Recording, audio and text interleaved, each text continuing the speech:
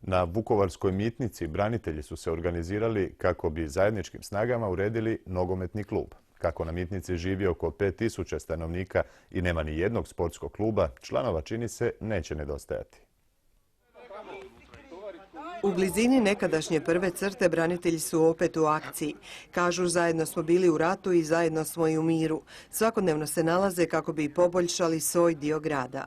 Sin moj trenira ovdje, a meni osobno to jako puno znači jer nalazim neki mir, satisfakciju i još uvijek vidim da sam koristan u ovome društvu. Većina od 90-ak članova HNK Mitnica koji djeluje već 4 godine pripada braniteljskoj populaciji. Ja sam sin poginulog branitelja isto, samo što on nije bio na položaju ovdje, nego u Borovu naselju.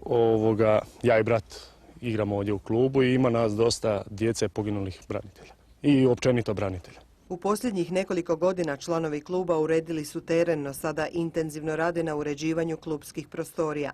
Građevinski materijal dobili su od dobrih ljudi, a sve ostalo rade sami. Postavili smo ove montažne kućice, izbetonirali smo staze, uredili smo iznutra kućice, okrećili smo ih, postavili smo pločice. Evo sad ćemo upravo ovih dana početi sa uvođenjem vode i nadamo se da ćemo dobiti i struju. Kada sve završe, planovi su veliki. Ovo proljeće, kažem, planiramo pokrenuti jednu vrstu škole nogometa. Prošlu jesen smo subotama radili nogometne igraonice gdje se pokazalo stvarno veliki interes djece, gdje smo mi imali po 30-40 djece na tim igraonicama.